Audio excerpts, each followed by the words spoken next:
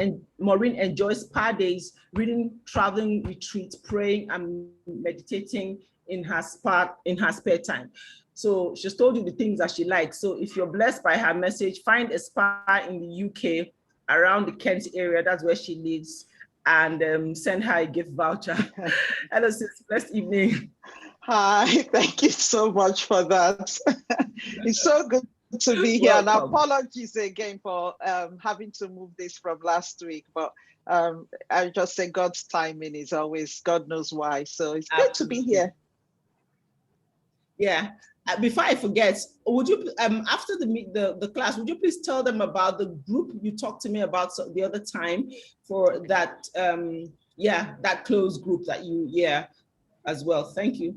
Yes, over to you, sis. Okay, cool. Let me put off this beeping.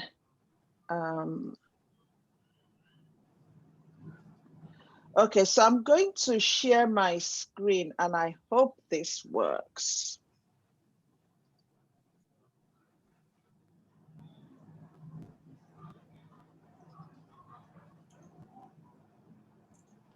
Okay, so can you see my screen? Yes, I can. Okay, how many screens can you see? Because I'm kind of seeing double. I don't know what's going on with my laptop. You can just see one. Yeah. Okay, so we might be okay then. Okay, awesome. So yeah, this is me. As you see from the introduction, and my aim today is to really take you through what it means to, oh God, let me see. Give me 1 second. I'm trying to figure out what's going on here.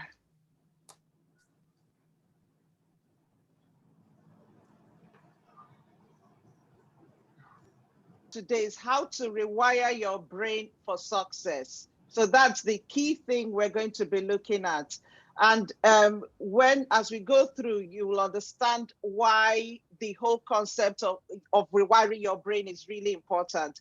But before we start, just to get a feel for who is in here, if you just pop in the chat what you want to get out of this workshop today. What is it you specifically want to get out of the workshop? So if you just pop that in the chat for me, and I'm just going to keep a close eye on the chat. Can you see my screen okay? Yes, we can. Perfect, okay. So yeah, just pop in the chat what you want to get out of the session. Getting rid of limiting beliefs, awesome, cool.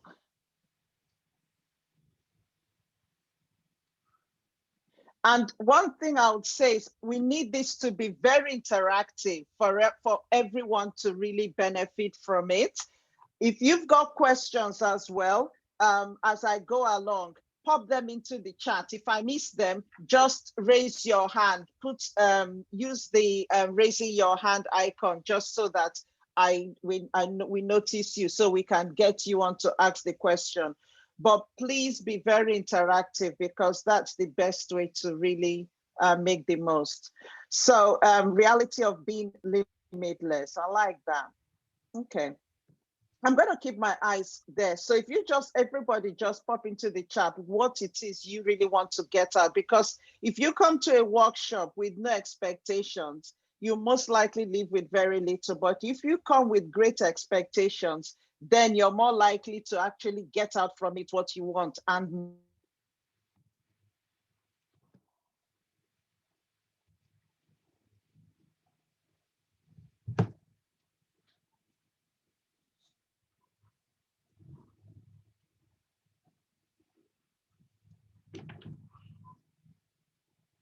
I think her network went. and if you can just, if some of you can just put who you are into the chat. If somebody asks you who you are, how do you describe yourself? I just want to see a couple of answers in the chat as well. Who are you? I can see answers coming in for what you want to get out. So if you can also pop into the chat. If somebody says, who are you? How do you describe yourself? How do you identify yourself?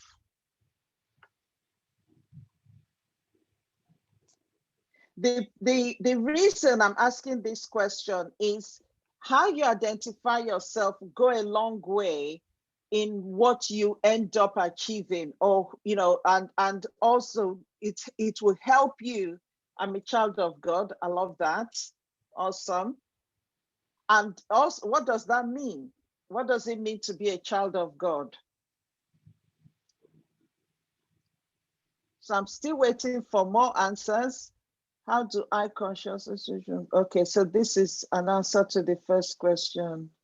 It's so easy to expect negative outcomes and I seem to struggle. Okay, thanks for your honesty. So who are you? The reason for this, it brings us back to really leadership, because a lot of times when we talk about leadership, a lot of people consider leadership to be when you're managing people. But the fact is that every single person is a leader. And what we're talking about today is self-leadership, because I always say that you cannot lead other people if you do not know how to lead yourself. You've got to first and foremost be able to lead yourself. And that's what self-leadership is. Self-leadership is really understanding who you are. Who are you specifically? So actually being able to understand your abilities and your passions and your goals. Now, the reason for this is that if you don't know this, you find that you're either living a life that is not truly yours. If a lot of times you find people living the life that your parents want you to live, or you're living life that you perceive society wants you to live, or you're living a life based on, or you're literally living somebody else's life based on what you think you should be doing, which is not authentic and truth for yourself, or even living the life your pastor has told you to live. So so it really comes back to who you are. What does God say? If somebody says, I'm a child of God, what does that mean to you specifically? I am born of God. I'm a daughter of consolation, a prophetic administrator. Oh, I love that. I'm excellent, perfect. I express the very best of God. That's good. I'm a redeemed child of God who believes in endless possibilities. Keep coming, keep them coming. If we don't have time, if not, I would have really got you. And you could do this in your own time. Dig deeper into that. Who does God say you are? Who are you truly? Because a lot of the answers coming are still quite top level answers. Self-leaders know where they're going and how they're going to get there. And that's one of the things I really want you to take away from this session and dig deeper into, so that you're able to live and think and act intentionally and not just kind of going with the flow, so that you know what you're responsible for, side out, so that, like I said, you can be your authentic self, which is really important. So I'm going to put this chart here. So Psalm 8, 5-6 says, and this is in NIV version, you have made them a little lower than the angels and crowned them with glory and honor. And that's, that is how God has actually categorized us. He's crowned us with glory and honor. What does that mean for you specifically? And then Psalm 139, 13-40 says, for you created my inmost being. You knit me together in my mother's womb. I praise you because I'm fearfully and wonderfully made. Your works are wonderful. I know that full well. And these are just some of the promises of how God defines us, or promises that he's given to us. And one thing that I remember doing when I was at uni was actually going through the Bible and writing out all the promises God has said and what he says about me in the Bible, and really holding on to that. And that is what will help you really stay on track to who you say who God says you are, so that you can live on purpose, you can live intentionally, and you can live the life God has ordained for you, as opposed to doing what you feel society wants, or the world wants, or living somebody else is like trying to keep up with the Joneses, doing what you see other people doing. Or somebody is doing this and they're making so much money. Okay, yeah, I'll do it. Or somebody is doing that and you end up doing yo-yo with your life. So today, what we're going to do is, I'm going to show you, hopefully at the end of this session, how to find your inner strength so that you can become limitless, so that you understand how to thrive, especially in these current circumstances where there's a lot of pressure and uncertainty, so that you can do away with all the overwhelm or just lack of focus. And a lot of times what results from that are things like self-sabotage and procrastination. At the end of this session, I'm going to talk to you about the Limitless Leaders Group that I run. And every last Thursday of the month, we have a coaching session, which is tomorrow for this month. And our topic tomorrow is how to overcome procrastination. It's actually why do people procrastinate, and the science of how to overcome it, so that we actually look into what you need to do to overcome procrastination or avoid it completely. So if it's something that interests you, pay attention at the end and I'll give you details. Now, this is the FedEx logo. And most of us would have seen this, or all of us have seen this FedEx logo. I want you to see and just put in the chat for me if you can see the arrow in this FedEx logo. If you can see the arrow, put yes in the chat. If you cannot see the arrow, put no in the chat. If you can do that quickly for me. So yes, you can see the arrow. No, you cannot see the arrow. And if you can see the arrow, just type yes if you've seen it before, if it's something you've been aware of before, if this is your first time of noticing it, because I can see quite a lot of yeses. So is this your first time or you've noticed it before? First time, well done, that's good. So first times, awesome, you guys are cool. Okay, that's good. Can anyone not see the logo? The arrow, sorry. Can anyone not see? Never seen the logo before? Okay, that's good. If anyone cannot see, just put no. It doesn't really matter because I'm going to show you where it is. I just want to get a feel for who can and who can't. So no, okay. Thanks for that. So that's fine. So if you cannot see, put no. If you can, put yes. And it really doesn't matter. There's no right or wrong to this. It's either you can or you can't. So yes, first time. Okay, cool. Okay, and I'm just going to move quickly and show you where the arrow is. Are there more? So a lot of yeses. So well done, well done.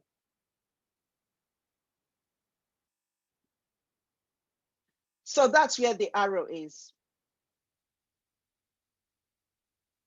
Now, can you see the measuring spoon? For those that can see the arrow, can you see the measuring spoon? If you can see the measuring spoon, a small measuring spoon, type yes in the chat. If you can't see, type no. I'm pushing you a bit here. So measuring spoon, yes, yes, yes, measuring spoon, or no. So you cannot see the measuring spoon. Okay, no, no. Okay, so if you cannot see the measuring spoon, look at the bottom of the E. Just right at the bottom of the E, you can see the measuring. So that's here. Just there. Yeah, okay, cool. So yeah, there's a reason why I showed that to you. And it just shows you how a logo that you've been seeing all this time, probably some of you have not noticed the arrow. Some of you probably, just noticed it for the first time, even though you've been seeing that FedEx logo. And then the measuring spoon as well, which some of you have never noticed before, is there. And FedEx, there's a story behind why they put it in. I'll let you go and research that. But there's a reason why they actually put the logo and the measuring spoon, and more to really assess how quickly they can deliver their parcels and how well they measure the from order to delivery. So there's a story behind it. But it's interesting how things we see a lot of times, our focus isn't on it. But what you will notice now is that because you've noticed that measuring spoon and arrow, every time you see that logo, your eye will go to that measuring spoon. And that's literally how the brain works. So this quote by Aristotle says, we are what we repeatedly do. Excellence then is not an act, but a habit.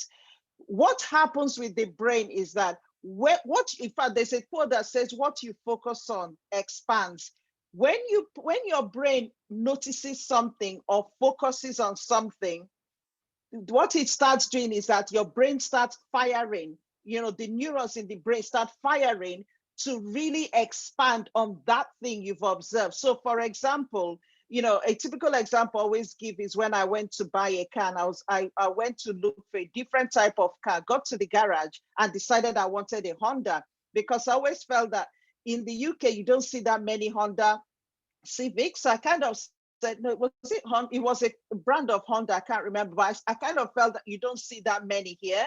And the drive back to my house, which was about 30 minutes, I noticed about 20 makes of that Honda that I saw in the garage. And the fact is that they've always been there. I've just never noticed them. But because my focus was now on the Honda, what my brain then does is start firing, so I notice it. So the key today is what you focus on. And the question is, what are you focusing on? Because if you focus on positive, your brain will fire to open more positive. Or if you focus on negative, that's exactly what your brain would do. So your brain literally would come back with the information that you ask it for. The question is, what are you asking your brain? What information are you asking for?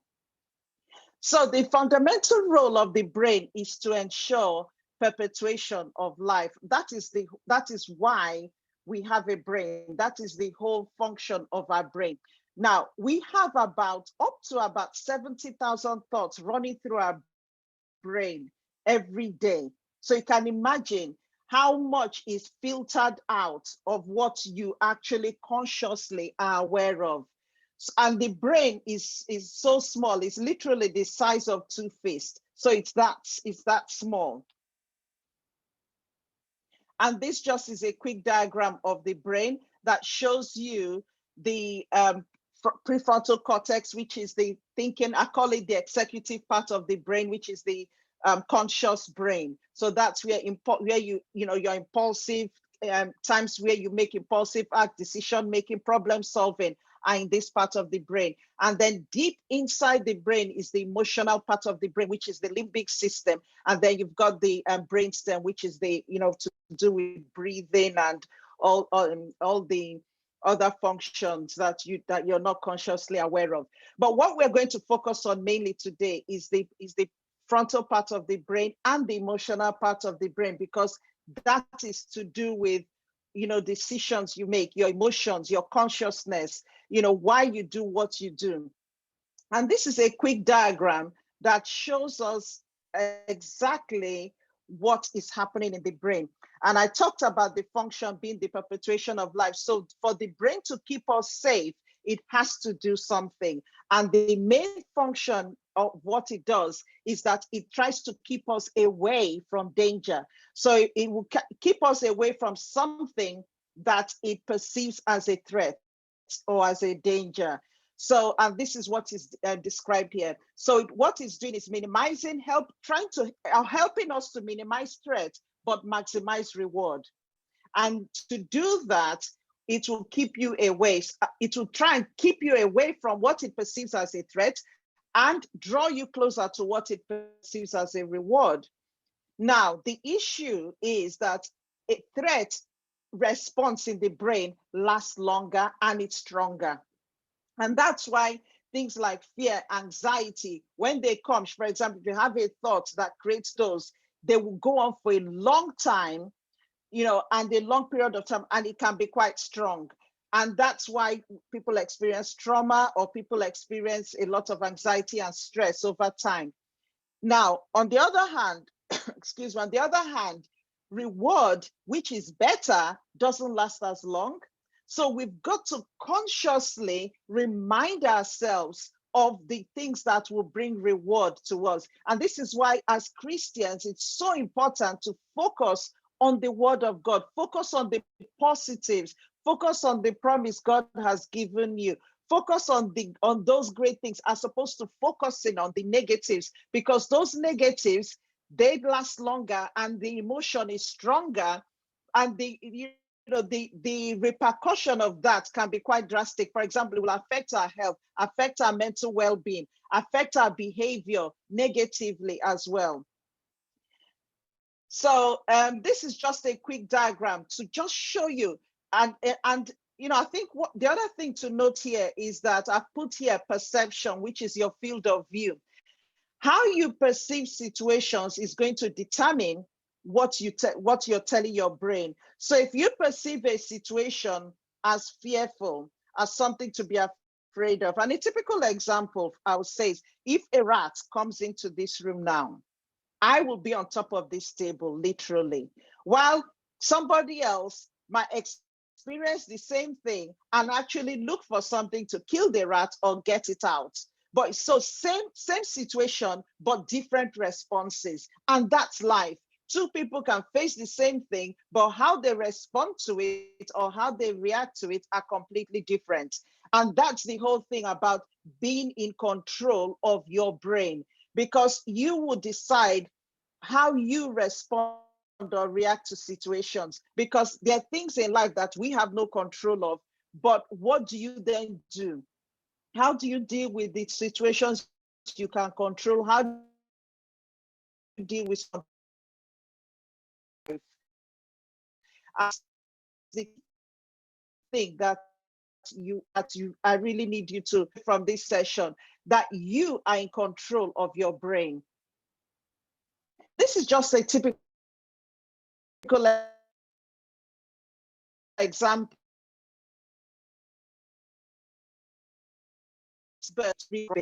So what you have, the things, the eyes I don't see, and that's like conscious brain.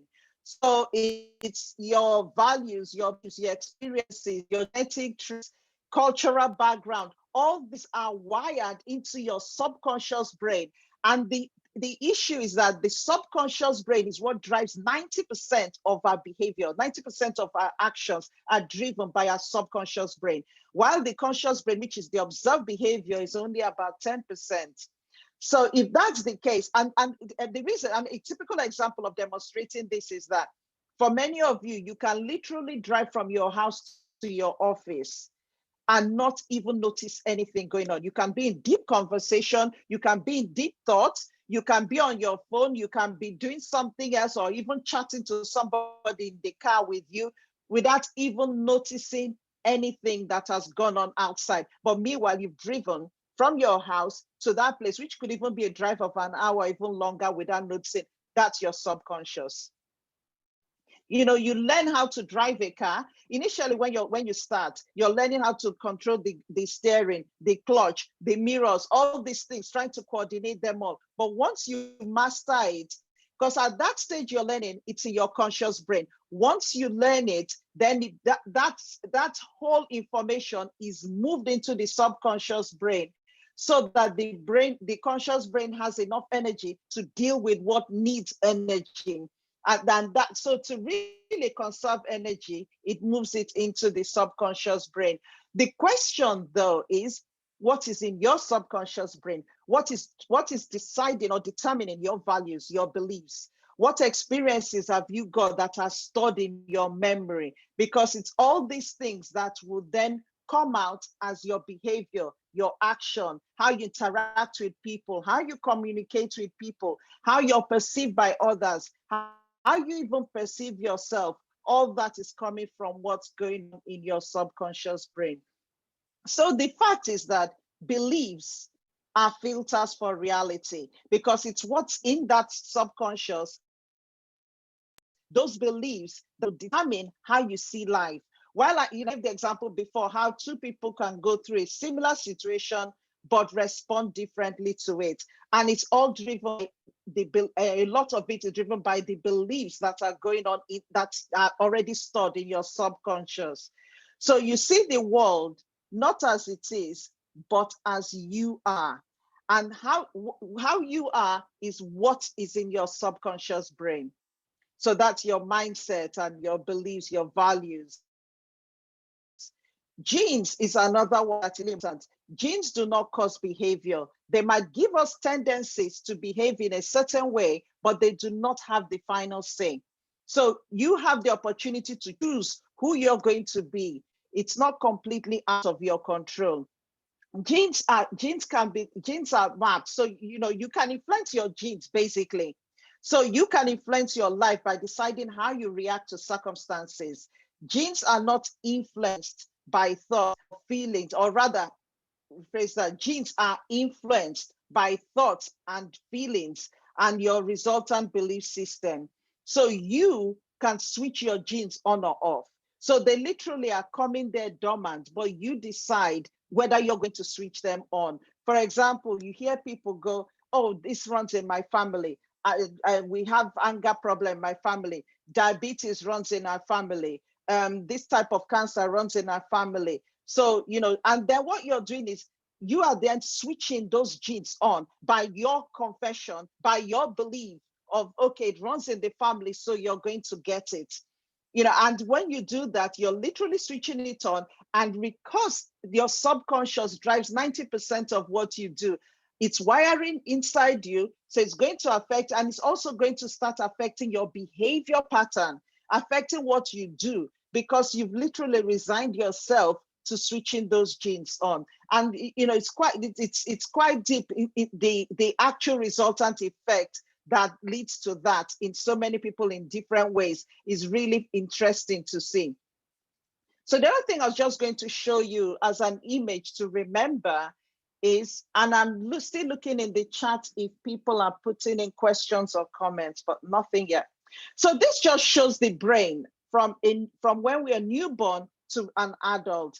And it's just showing the neurons which fire in the brain. So when you have a thought, what you then have are these neural pathways. So they are coming, these neurons are really created from these different senses, our eyes, our ears, and all that, hearing, seeing, touch, sense, and all the 5 senses or 6 senses that that are coming into our bodies. The main thing to focus on though is your thoughts, because thoughts in particular wires a lot of the emotions that we eventually display. But you can see here how the wiring in a newborn baby's brain is, how they're actually all lying independent of each other. And as time goes on, as you have the child, you're talking to your child, the child is observing things. The fact is that up to about age of 2, even at least 2 years old, from 0 to 2, the brain is like a sponge, absorbing everything from the environment. So things the parents say, the language they use, how you tell your children. In fact, I was talking to my son today because we put on the radio and we heard somebody, she was talking about her child and she said, oh, you silly monkey, which is just a phrase that she's using. And I said to him, I find it so interesting when people use negative languages on their children. Oh, you silly monkey, you just all those negative connotations. Those things are being wired into a child's brain. Or even when a child does something, you idiot, you silly child, you this, and it's being wired into the child, literally taking it in. Now, when they become adults, can you see the wiring here? When things are being repeated over a period of time, it becomes so fixed that and this is what ends up creating the beliefs, the values, that we have as adults. And I always say this, that adults are literally products of their upbringing. But the fact is that as an adult, you have the control to now change what is in your subconscious. So even if things have gone in passively that are negative or wrong, or there are things you don't even want to believe anymore, you are in control of your brain. You can change it. So we are, you don't have to be a victim of your parents. You don't have to be a victim of life, of your teachers. You are in control of your own brain. So you need to start rewiring your own brain. And that's the whole concept of rewiring your brain. So whatever is there, you can change it. Okay, I'm just looking at the chat quickly. So this is a quote that I really like by Elle Nightingale, which says, whatever we plant in our subconscious mind and nourish with repetition, and that's the key, nourish with repetition and emotion, will one day become a reality. And this is where people then start seeing themselves as whatever it is has been wired into your brain, or you have wired into your brain. The fact is that God made human beings unique. We are gifted with choice, and the choice we have is to change the narrative that is in our brain that doesn't serve us well, or that does not rhyme or align with who God says we are. But choice is not just a gift. Choice is a responsibility. And the responsibility is yours to change. So you are the one that needs to change it. So you need to take responsibility for two reasons, really. Genes do not control you. You can control your genes. So while you cannot control the events and circumstances externally in life, like, we've had the lockdown and all that, you can control your reactions to those events and circumstances. And that's the key. You can control your reaction to how somebody spoke to you. You can control your reaction about how somebody said something or even looked at you or did something. You can control your reaction. You getting upset, getting angry, or you not actually taking action when you should. You're running a business and you're meant to do things, or you're meant to be doing something, helping others, starting a business, going for a promotion, whatever it is, you not doing it is your choice, because you are in control of your own actions. So you can start actually taking that control back and living the life that God has called you to live, living on purpose and doing those things that you're meant to do, that are meant to be a blessing to others as well. So it comes back to the big question, who are you? Most of who you are, or most of who we are, is the result of the interaction of our genes and experiences, like I've just described.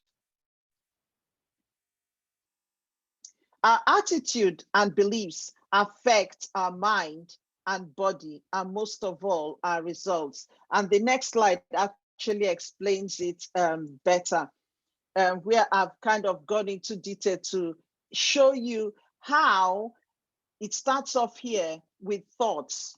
Because what happens is that when you have a thought, that thought creates an emotion, and the emotion then creates the action that you take, and then that ends up leading to results. And that action over a period of time becomes your behavior, or it becomes who you are, or becomes how you're perceived, or how you continue to behave.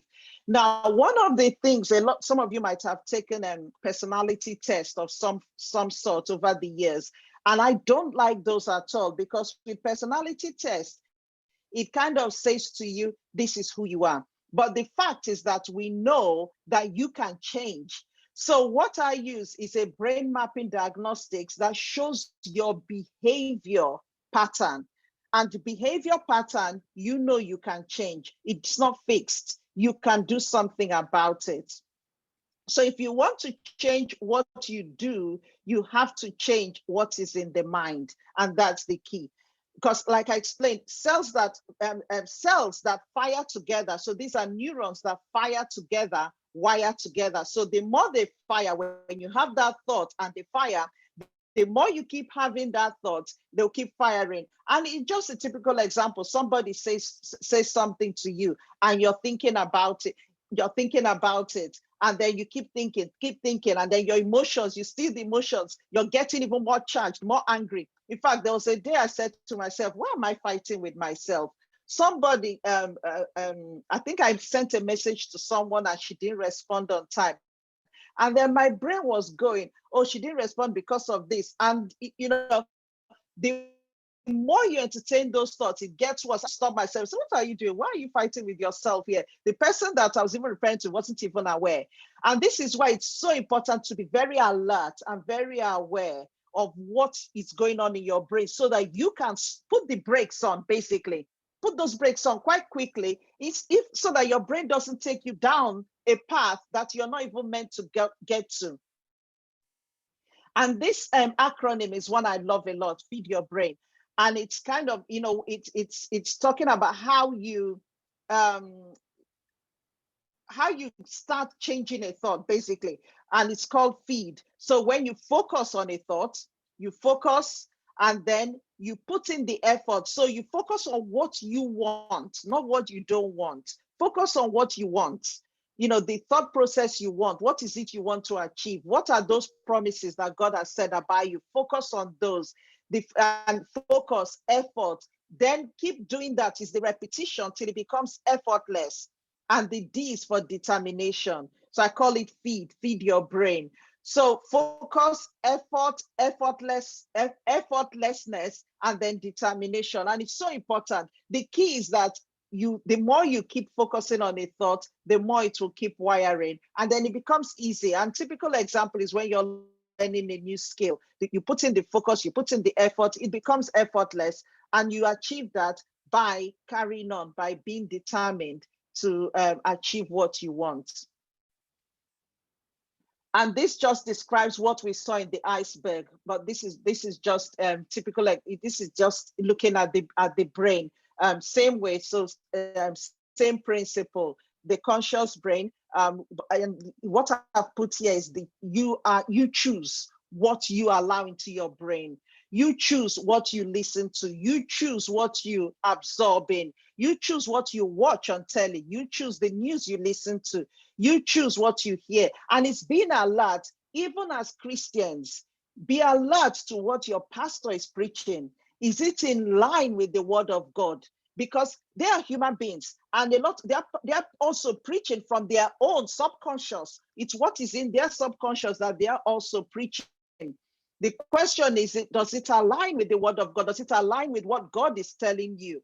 So you can choose, and then you can either accept it or reject it. And it's really important. I've listened to sermons that I kind of listen to and go, no, I'm stopping this. And I either switch it off or move on to something else. Or, at times somebody has preached something that I've actually gone to have a conversation with him and go, actually, this thing that you actually preached, let's go over it. Where in the Bible does it say? Let's analyze this, because a lot of times it's their interpretation as well. So, and this is where we need to be really discerning and not just tanks that people are pouring stuff into. Be very alert to what goes on in your own brain. You are responsible for it. And this is a quick example of what I call it the limitless model. And it's without going into too much detail, the key is that you need to be alert to your mindset. You need to be really motivated to achieve what you want. So it's knowing your purpose, and then you need a process to be able to achieve it, to become limitless. And those are the key three things. And this is why you find that when people set goals, like beginning of the year, New Year's resolution, I set goals. Before February, a lot of people have given up on it. That's because what they're doing is just going in and setting goals. The brain doesn't work like that. To be able to set goals, the first thing is to first and foremost know who you are. Who are you? What is it about you? What do you want to achieve? But it has to come back to your purpose, your values, and your vision. Without that, setting goals is pointless, because when the first challenge or issue comes, you give it all up and then move. You have to know who you are first and foremost before you can then move on to then being able to set goals effectively. And this quote here says, your mindset determines your success. And that's the key, because your mindset influences how you understand your own experiences in your business, in your home, in your workplace. And it all determines the nature of your emotional, your cognitive, your behavioral, and your neural responses. So those are your brain responses to those experiences. So your mindset influences how you understand your own experiences. And the question is, what type of mindset do you have? Mindset is another big area that's to talk about. But I have an online course where I go into it in so much detail, because there are different types of mindset, and you need to be able to understand what is your mindset about money, what is your mindset about relationships, what is your mindset about children, what is your mindset about different aspects of life. So how do everyday interactions shape mindsets?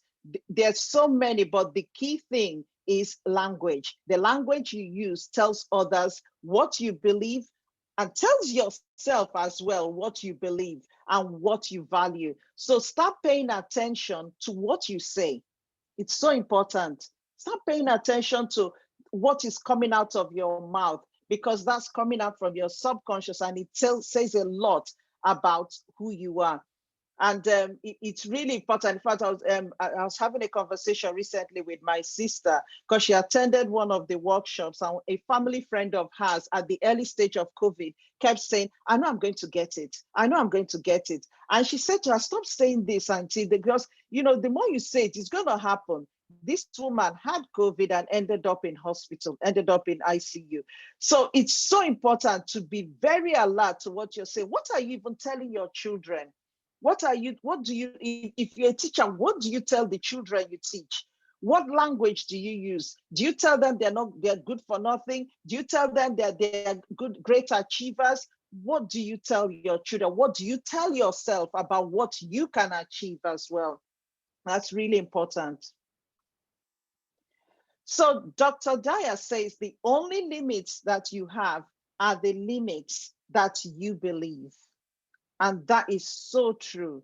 Beliefs can be either empowering or they can be limiting. You cannot achieve more than you believe you can. And I'll repeat that again, and you might want to take that down. You cannot achieve more than you believe that you can achieve. So this quickly is just, I've got 4 mini courses that I have, online courses. And the first part of that is self-discovery. The reason I brought this up is to just show you briefly the importance of really understanding who you are, to be able to set goals. There are people that don't set goals at all, and I hope that none of you here are those people. If you're living your life without setting goals, it's like going on a journey with no plan. So, even the Bible says, what's your vision? Write it down. You need to have a vision. You need to have goals, and you need to write them down. There needs to be a plan to achieve them. But the first stage of doing that is self-discovery. Then you need to reframe your mind. Prepare your mind for those goals you want to achieve. Because when pressure comes, which is life is uncertain, life is full of changes, it will come. How do you deal with it? If you've not reframed your mind or know how to reframe your mind, when those challenges come, you just be thrown off kilter. And then the next stage is to reset yourself. This is now the goal setting process. And then the reforming your life is the resilience, being able to adapt, to being able to now be determined and push through those obstacles to achieve the goals that you want. So understanding yourself it's your ability to discover who you are, but also what you want. And I love this image so much because it just really summarizes it. Who are you really? And it's being able to really understand that question for different aspects of your life. So Aristotle says, knowing yourself is the beginning of all wisdom. And I don't need to say any more about that. So I think we're running out of time, but what I want you to do, and we might not be able to do it now, but just do this after this call. Take a pen and paper and just write down, list down your characteristics. How do you describe yourself? When I do this activity in a workshop session, in fact, I did it recently with a group, and it took some people the first 5 minutes, they did, couldn't flow, really struggling to think what they would list down. And it's so common. When you get in flow, it starts coming, it starts flowing. So just make a list of how you characterize it. What are your characteristics? What you would classify as your characteristic, what people have said about you as well. List those down and time yourself. You can give yourself 10 minutes to do it. And it's a good exercise to start actually acknowledging your great points, acknowledging your strengths, acknowledging really, and getting to really understand yourself. I call it getting to understand you. So do the exercise. Yeah. So do the exercise, when after this call, and just switch off everything, no phone, no TV, no disturbance, and just give yourself 10, 15 minutes. And just write. In fact, if you can give yourself 15 minutes, even better, and just write on that paper. And it's really eye-opening what comes out when you do an exercise like that. So what I want you to do is, we're almost at the end now, make a pact with yourself to be you. I call it, make a pact with yourself to be you incorporated and no one else. Basically, be proud of who you are. And this quote is really good, and I'm going to take my time and read it so you get it. Often people attempt to live their lives backward. They try to have more things or more money in the order to do more of what they want so that they will be happier. The way it actually works is the reverse. You must first be who you really are, then do what you need to do in order to have what you want. So it comes back to you first, being able to be you, identify who you are, what is that purpose, who am I, and really embracing who you are.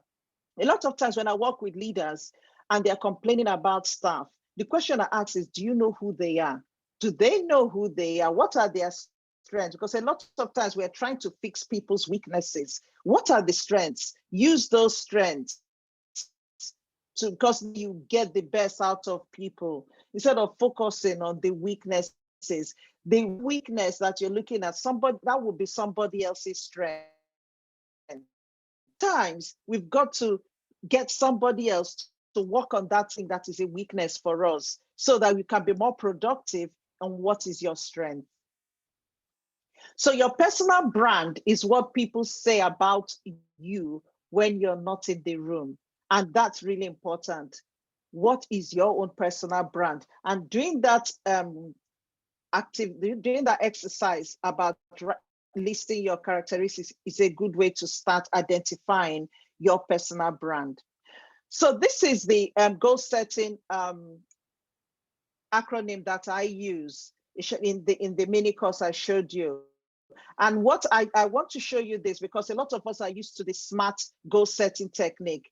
Now, this, as you can see, I've replaced it with the A. Or rather the A, actionable, and R, because most times what you find is R as realistic. A goal that is realistic is not a challenging goal, and it's one that you will most likely give up quite quickly. Your goals need to be stretching. They need to be risky. They need to be goals that will stretch you. And then the last three are emotional. It has to be meaningful. It has to connect to you emotionally. And this can also be applied to if you're a leader, a manager in an organization. Same principle. When you're setting goals for your team, It needs to align with their own values. It needs to connect with them. And that's how you get their buy-in. Even if it's the other way around, you as an employee and you're given a goal and you're in an organization, even if it's something that you don't like, try and find something about the task, the project, the work that connects with you emotionally, because that is what will make it easier for you to work through. If not, it will be a challenge. It will create anxiety and all the other things that go with it. It has to be significant, and it also has to be transformative as well. This I put in because we're all women here, and it's really important because the men in your life are mirrors of what you believe about yourself. This is so important because a lot of women, their identity is in men, and it's so important for you as a woman to really, identify who you are for yourself and not as somebody else. I don't have time for this, but what I will talk to you about the leadership group I run, because we tend to go into this a bit more in depth. And it's so important for women in particular, because you need to have your own brand. You need to have your own authenticity, your own identity, and not in other people, not from friends and not from men. And nobody nobody should be your crown. God is your crown. And it shouldn't be in any man or anyone else. Bernie Sanders says, when you react, you let others control you. When you respond, you are in control. And this is really referring to situations where we get emotional.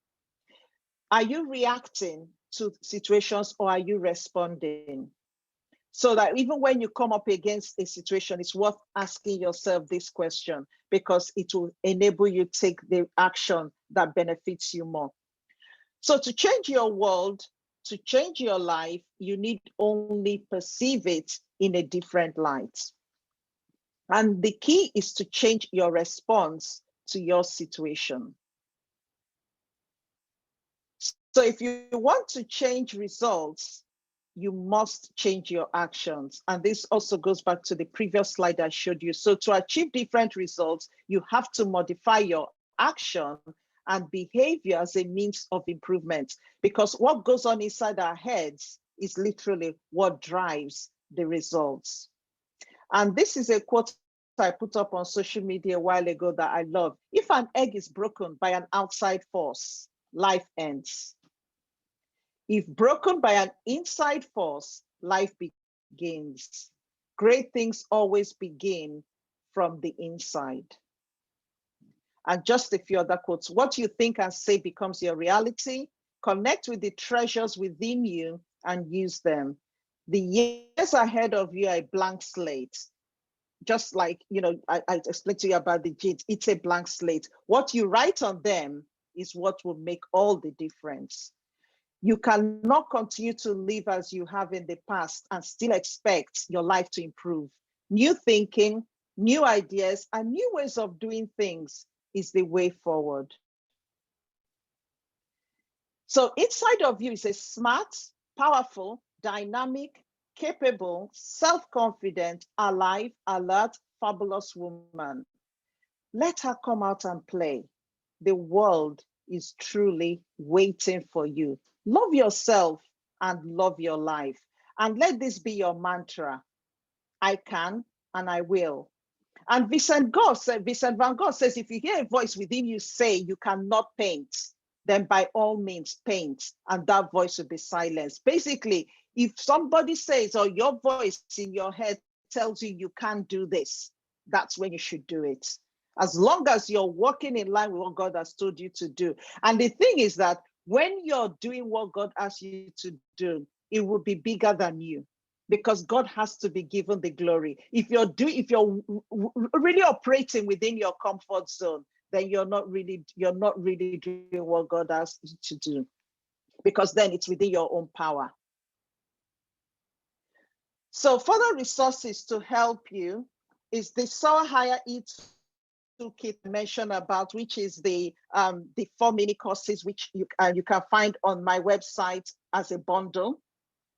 And I'll finish with this. Be the heroine of your life, not the victim. And that's really important. So you can connect with me on social media. And I've put up my contact details there. And I will, so that's the end of presentation. I'll let you take a picture of that in case you want to connect with me. And then I'm going to stop sharing so I can pull up the chats.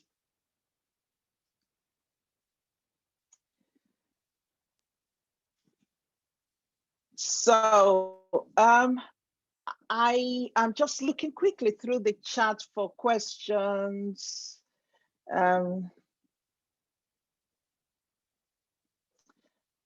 Okay, someone asked for the website. Did you get that? I'm assuming you did. It's the two websites. One is the, might just put that up again quickly. So the website is mauriciana.com, which is my name. And then the online academy is the Mindsight Academy. So Mindsight as in looking into your mind, academy.com. And then I've also got a podcast, which is you find that on the website as well. In fact, you'll be able to access these two from the website. Now, just quickly, there's a limitless, it's called the Limitless Leaders Community, which I run. It's a community that I've opened up for different people to come in and just support each other. And I tend to post in there as well. And like I said, every last Thursday of the month, I run a free coaching session. It's an hour. People come in with questions. Sometimes we have topics like tomorrow, the topic is on overcoming procrastination. Other times there are different topics. Last month we did self-esteem, and they're just different topics that we run. So if you want to, if it's something you want to join, just pop me an email after this and I'll send you the link to join it. Or I know I spoke to Sister Anne about it briefly before, and saying that another option is for all of you to come into it as a cohort, and then you're there in together as a group and you can interact with each other there, because you can be there as a group and also interact with other people. And it's a good opportunity to just chat, have questions, issues that you're having that you can post, and you can get support from other people on here and other people from other places, because it's really an open community. So if you let me know if you're interested in that.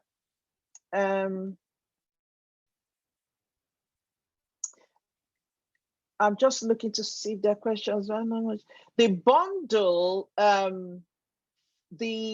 the course itself, have a look on the website. It gives you the pricing, so I don't quote something wrong. You can buy the 4 mini courses. They're really cheap though. You can buy each of the mini courses individually, but if you buy the bundle, you get the 4 for the price of you get the 4 for the price of 3. But I've made them really cheap at the moment, but the prices will go up eventually, because there's so much there for you to, it's an activity, it's a toolkit basically. So it's something you sit down from the beginning, start looking at yourself, discover who you are, and then it walks you through the whole, how to reframe your brain, how to set the goals, and how to walk through. And when you're doing it, I can support you in the academy as well. So if you've got questions or issues, you can just post something for me and I can meet with you there. Okay, that's it, $59.15, so $60 for the 4 of them.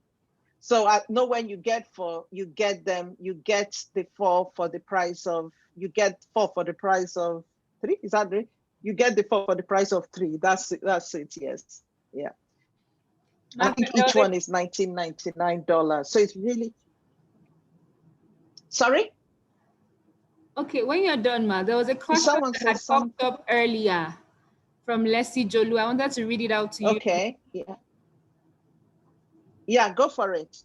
Okay, she said, how do I consciously switch from always focusing on the worst case scenario to envisaging the best possible outcome. It's so easy to expect negative outcomes, and I seem to struggle with positive expectations.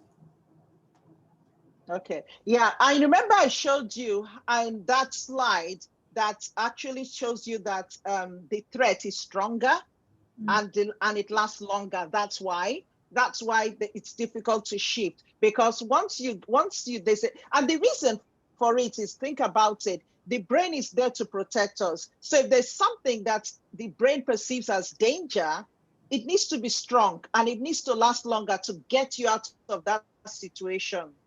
The question, though, is a lot of what we are telling the brain is a threat is not really a threat.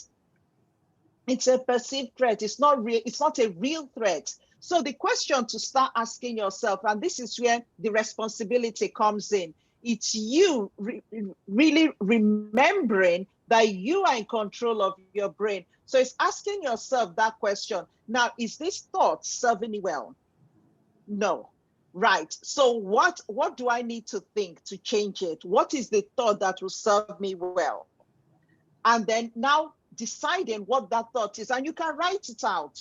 In fact, one of the things that I was going through with some of the people on the course, on one of the courses in the academy, I was if I can find it, it's a journal that a few of them have actually gotten. I don't know where it is. I used it I think I used it on Monday. I can't find it, but it's just something you can. Oh, there's one here, I think. So this is a typical example of what some of them are now using, and it's just a 5-minute journal where you start writing. For some people call it gratitude journal.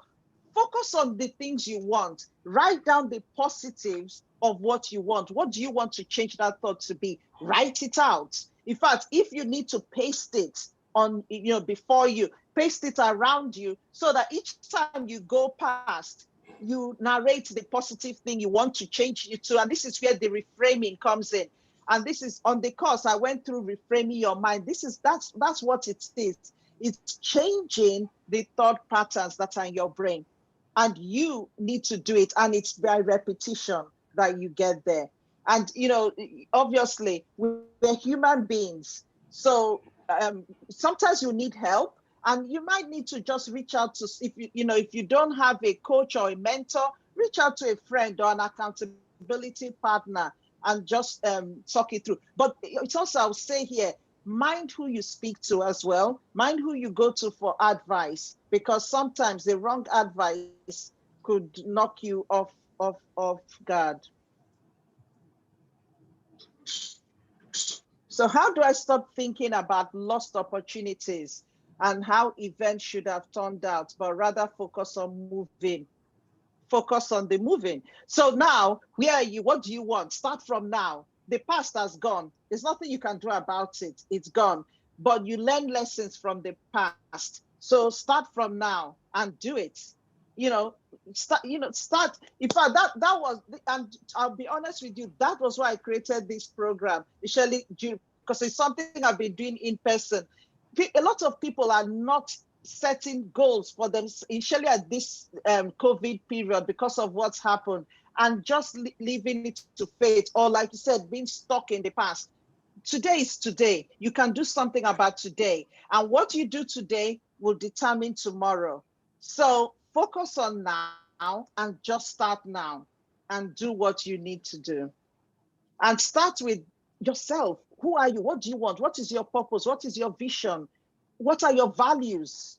Who are you?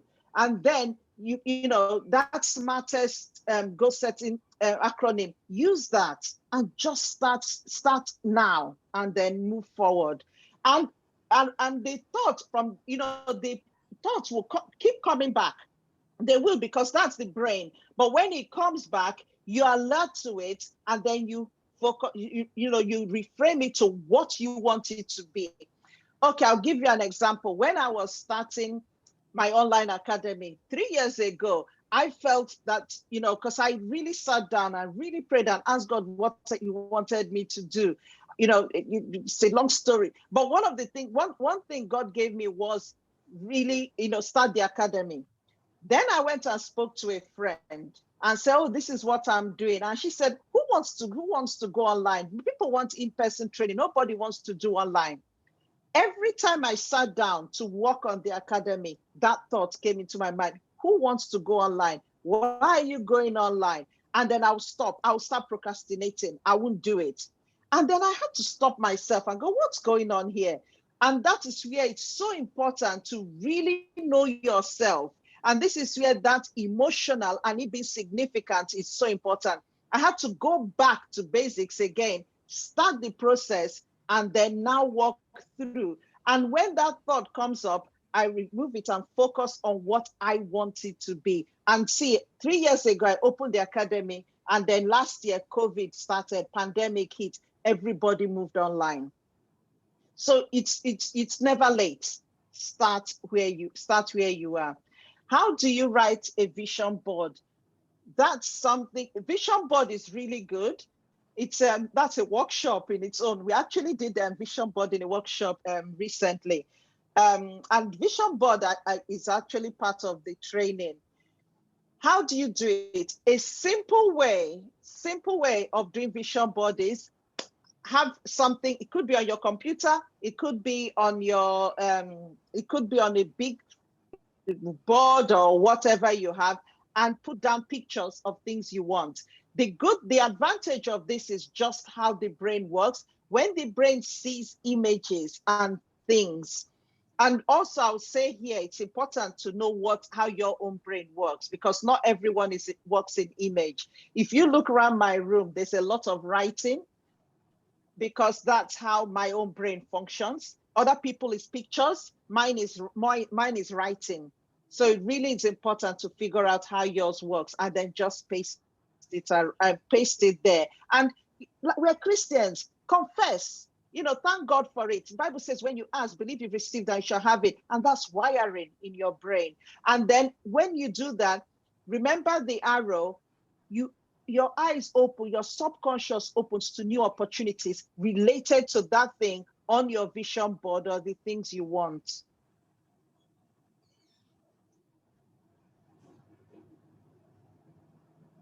She's asking if you would please share your slides as your presentation. Not the slides, but the video. Yes. You've got your recording, aren't you? Yes. Yes, ma'am. So yeah, so you have access to the recording, but not the slides.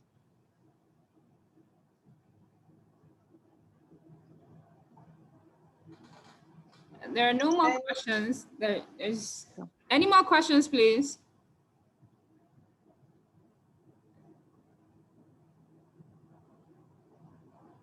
Okay. Or questions or comments, if there's comments, yes. Yeah.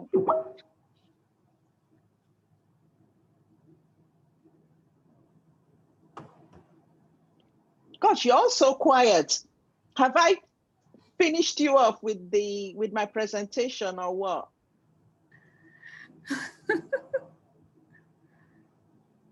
Say something. But if there are no questions, then I will go. It was a comment. Okay, you know what? Write in the chat what you are going to do. What's your biggest takeaway? What change are you going to make? Just put that in the chat. What are you going to do based on what I have, you've heard, based on, so and everybody, and you can save this chat actually. What are you going to do so that we can hold you accountable? And those of you that join the Limitless Leaders community or take the training, I will hold you accountable for whatever you put down. So, and then Sister Anne, you guys can do the same as well. So everybody just write down, what is your biggest takeaway? What are you going to do differently from now on? What do you commit to doing?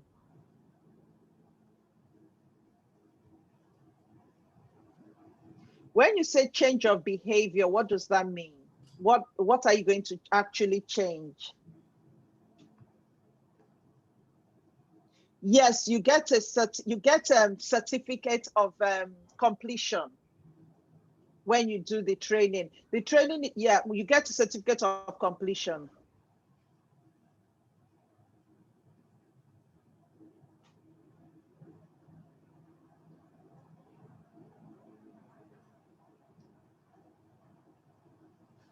Daily affirming positively and rejecting negative thoughts. Cool.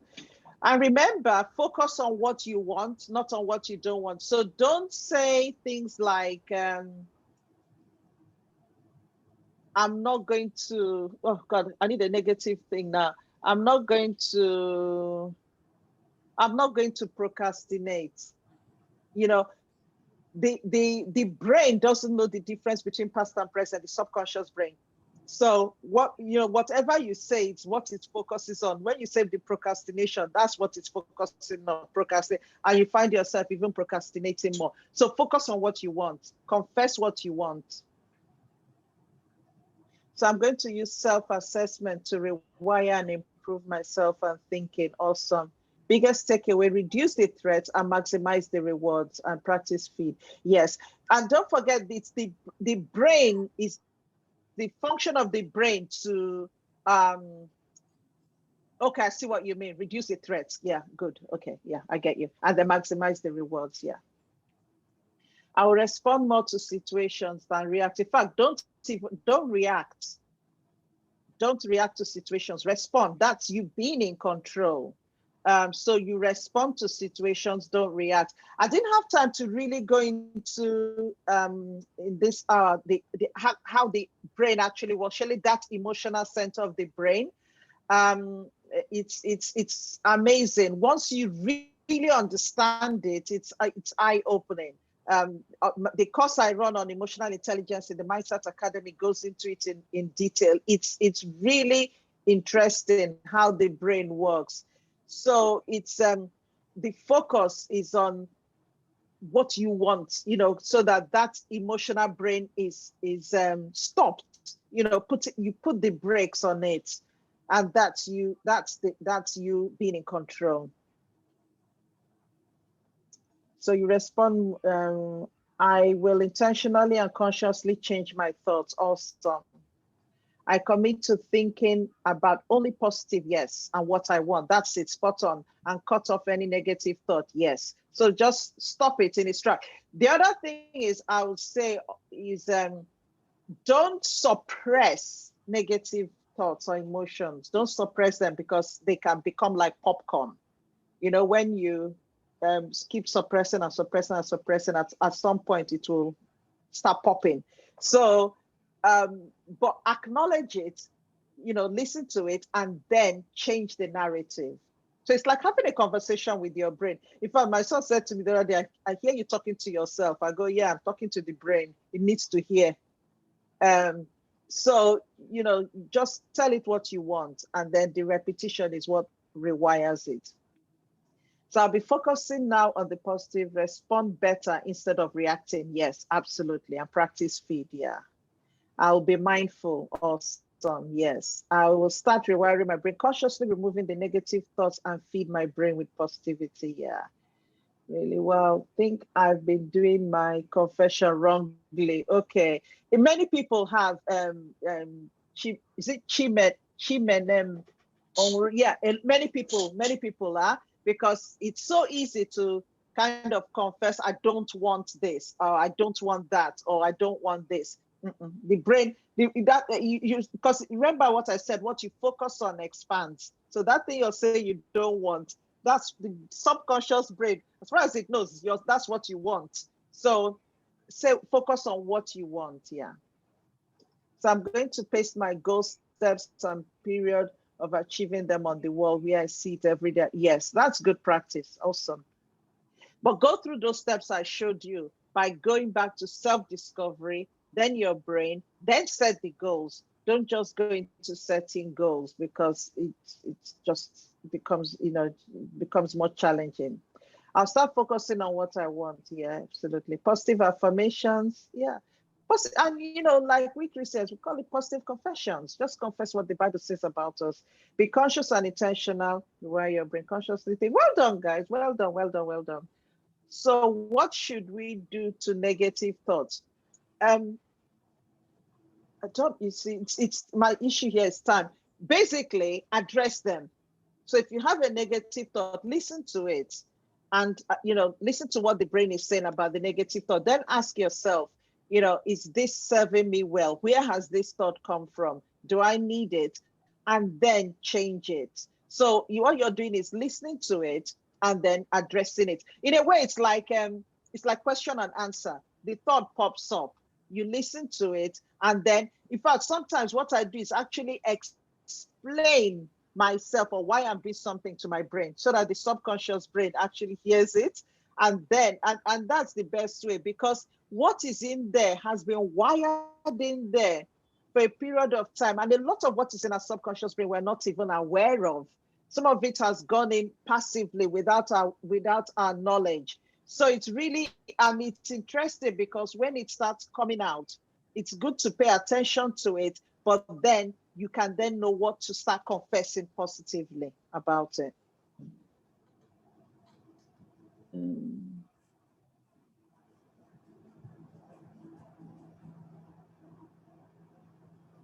Okay, well done. Yeah.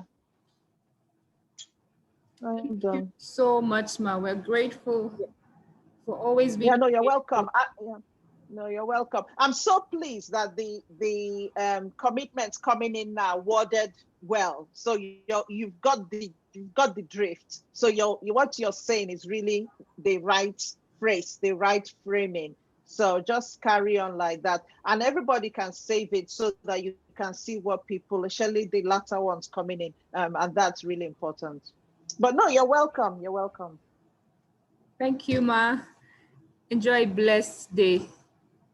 Yeah, no, you're welcome. Okay, bye everyone. All the best, and Thank just you keep so much. soaring. Keep soaring. Remember that, and the key is that we are limitless as children of God. There's nothing that we cannot do, you know, because we've got Christ in us, so we are limitless, and you're empowered. You don't need anybody to empower you. We have the power within us. So don't look to anybody, no man, nobody to empower you. We've got it within us.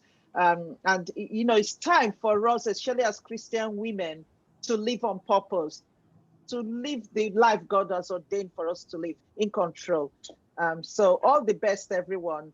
And hopefully I'll see some of you either on social media or in the academy or in the Limitless Leaders community. So bye, everyone. Bye. Thank you, sis. Thank you so much. Oh, you're welcome. You're welcome. Love to the family. Yeah, bless you. Bye. Bye. Okay, I see somebody asking, how do we join the Thursday program, please? She said that she sent her a mail. So her very last slide had all of her details, her mail, her website. So the mail address is the one you use to send her an interest. Tell her you're interested. And so she will send you the link. That's what she said. And somebody, I saw that Chika Salami already posted that for us. Thank you, Ma. So in the absence of any other thing, yes, tomorrow is our last, very, very last day on Zoom. Thank you so much for being part of this training, for being part of this process, for staying true, for believing in what God, embedded in Mrs. E. Thank you so much for bringing your friends and family too to be part of it. And for the ones you're going to bring in, we appreciate you, and we trust that what God has started in you, He will complete it. He's the one who began it, and He will complete it. That we are assured of. Thank you. Tomorrow we'll see by 5 p.m. for like a send forth, when you want to send somebody forth in the power of the Lord, in the name of the Lord, to go and do all that they have. Hey, I missed you too. To go and do all that the Lord has buried or deposited in them. So see you tomorrow at 5. And most of you are owing me your headshots. I have only 35 headshots. And that's not fair, please. Especially those of you who know you're graduating, you've been consistent. I need your headshots. If not, we won't have the brochure in time. Thank you. Yes, Ma, you were saying? To say that tomorrow, please try and put your cameras on. The Apostle Paul operates highly in the prophetic. So you want to put your cameras on, you want to come expectant, just to receive impartation. Trust me when I say that he's one of the people that have blessed my life so tremendously. So you want to come expectant and full of, well, just expectant. So the fourth cohort is going to start second week in, I'm not sure what date, but second week in May. We're going to put out the adverts very soon. So please just share with your friends, let them, tell them to, anyway, once we have the adverts out and all of that, we'll let you know, but it's second week in May. So it will run till the end of June. And at the end of June, I'm toying with the idea of doing a retreat locally in Abuja here for those who are within that can make it to Abuja for the weekend. It would be nice. So, but I'm not sure, I'm not clear on that yet, but I'm thinking that we'll round up the cohort with a retreat at the end of June. Yep. Thank you so much. And of course, then next week, okay, so for the people going to Dubai, we